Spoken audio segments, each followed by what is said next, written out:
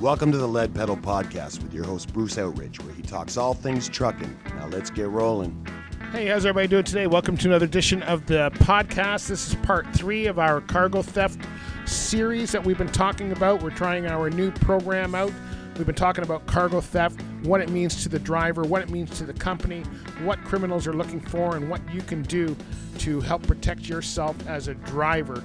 And we're going to talk today about some of the things that that you can do to keep yourself safe. We talked about some of the ways that theft is happening. We've talked about what they've been targeting with in the past, and we're going to get into what they're looking, how you can protect yourself. Before we do that, though, let me tell you a little bit about Bison Transport. That's right. Bison has a great fleet across North America, lots of terminals, and they are looking for owner-operators for their fleet. If you want to be successful, they've got some great things you can save on fuel. You get paid on time.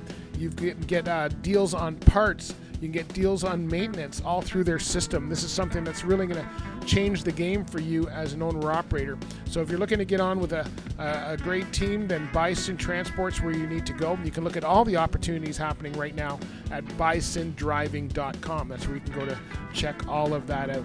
All right, let's talk about what you need to know as a driver. By far my favorite station. You're the best. Oh, yeah. I love you guys.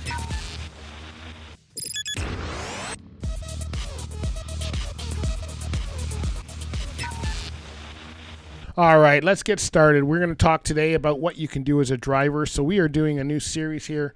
We're doing our podcast in series where we're kind of taking one topic per week. We're splitting it into 3 different parts, and so that you can get the information you need. So let us know how you're enjoying that. Let us know what we're just starting it for January, so be easy. We're working on how this works ourselves, trying to streamline and make things more informational for you as the driver, for sure. So we talked about some of the things in our last couple episodes that you may want to go back and listen to about the kind of theft that's happening, how they're doing it, and now we're going to talk about what you can do. What can you do as a driver? So trip planning has been something that I think I've always really enjoyed and primed myself on over the years. If you can, it's something you had to do at old school. You had to open the map. You had to know where you're going. You had to plan your spots. Now with GPSs and all the stuff that's out there, people I find are not planning the way they should. They just turn out that they know that they're going to follow that GPS until they get to where they're going. And yeah, while GPSs are great, I'm not down on GPSs. I use one myself a lot of the time. You still need to kind of have an idea of where you're stopping, what you're doing, and why you're doing it. And with cargo theft, that's even more important, something even more important. So first of all, let's talk about planning your stops. We just heard on our last episode, I was talking about how most crimes are happening within the first 200 miles of your trip. So they know when you're leaving, and they are monitoring you until you do a stop. So if you do a stop that's unauthorized or out of the area or in a different spot, that's when they're looking for you. So they say you shouldn't stop immediately after a pickup. Now, of course, you've got to follow the regulations. You're a driver. You have to stop within 50 miles or 80 kilometers after you first. Now, that is a cargo check, especially for those of you hauling flatbed. It's somebody good, but just don't stop. I find people do the stop, but they will do the stop at the side of the road. They'll do the stop in places where they probably shouldn't be stopping. You plan that stop. You have to stop, so plan that stop. And make sure that you know where you can go and get that done in a secure area, because it's something, and I know that's not easy. And a lot of times you get going, you've been delayed, you don't want to stop, you want to keep it going. If you're a van trailer, make that stop and make sure that everything is still the way it is. Maybe someone changed a tag on you or a seal or something like that you don't know. But make sure you're doing it in a well-lit, again, make sure you vet the location. But you've got to follow the regulations, and that's hard because the regulations tell you to stop, and cargo theft rules tell you don't stop. But really, stop. Second, secure your equipment. Okay, so what that means is wherever you are stopping, whether it's for the night, at a customer, at home, whatever it might be, secure that vehicle, right? trailer locks if you need them, seal checks every time you stop. Make sure that seal hasn't been broken and kind of reattached. I tell you, there's been some real creative ways for some of these thieves to get into cargo, and what they do to, if you've ever done the inspection program for the Border Patrol, where they hide stuff and how they hide stuff is something that is just, it's mind-boggling to see how that's done. So make sure that you check the seals every time. Make sure your doors are all secure. Don't post loads details online. This is happening a lot, especially with TikTok and Instagram and Facebook. People are posting their loads and posting their trucks. And while trucks are cool, we post trucks, posting where you're loading or that kind of stuff can actually hurt you. So be very careful. I mean, it's not hard for someone to tell you're a flatbed, but you don't have to say that you're going to XYZ company, or you don't have to say any of that kind of stuff. Be careful who you're talking to. Know who you're talking to. Are you talking to a shipper? Are you talking to a receiver? Are you talking to somebody that's part of your network, or are you just talking to anybody who might actually be the criminal you're giving information to? Especially at the truck stops, you need to be very careful with this, especially if you're somebody who is, maybe being targeted. Maybe you've seen a car following you for a certain amount of time, anything like that. You don't know who's listening, so be careful what you're saying. Communicate is probably the biggest thing through all of this.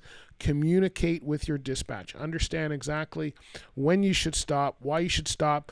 Do not go off route, and really, report anything that looks suspicious to you, no matter how unusual or how simple it may seem. We see a lot of things, especially as drivers, and you kind of just dismiss it and you go, hey, that's not my business. And yeah, sometimes that's a good idea, but also you could be seeing something that actually is a theft or something like that happening.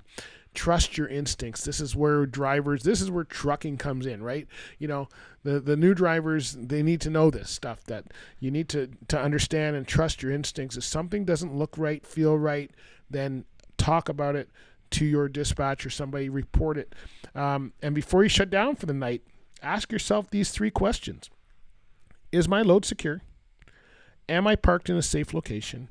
Does anyone know exactly where I am who shouldn't?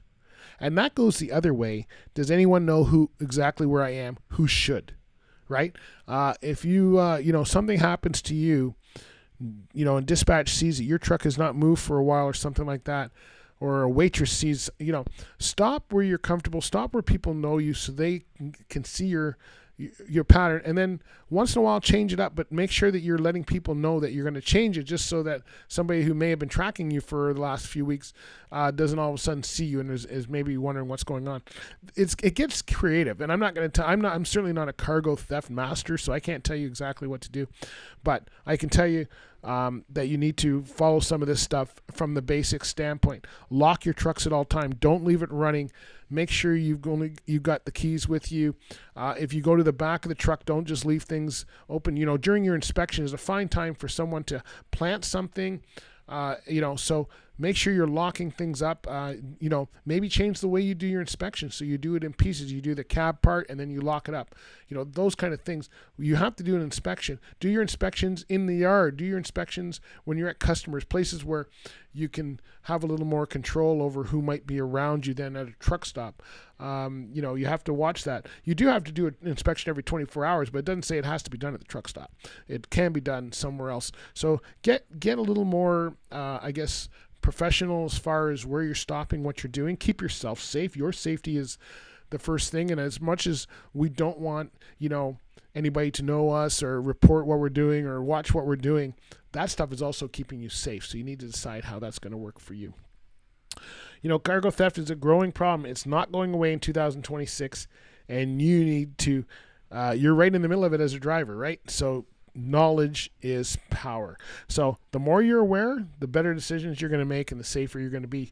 So as we move into 2026, stay alert, stay professional, and stay prepared. And that is in more ways than one. I know, in the pandemic, a lot of drivers were going, man, I just want to see people. I want to go into a restaurant and sit. And yes, we do want you to network, but understand where you're going. Hopefully, if you got something like a dedicated run or something, people know you they know your schedule.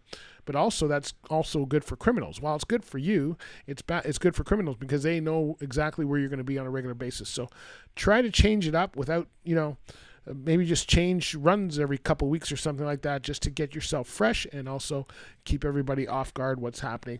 But keep reporting to people, keep letting people know exactly what's going on for that. And before we go, let me tell you about a couple great people that have sponsored this show, one of them being Ontario Truck Driving School. If you're a driver looking to get into this industry, or you're somebody who knew that needs to upgrade, then check out Ontario Truck Driving School. They've got 9 locations throughout the province of Ontario, and they are looking for you, and they are really good at what they do. They've got programs in truck, bus, heavy equipment, construction, and more.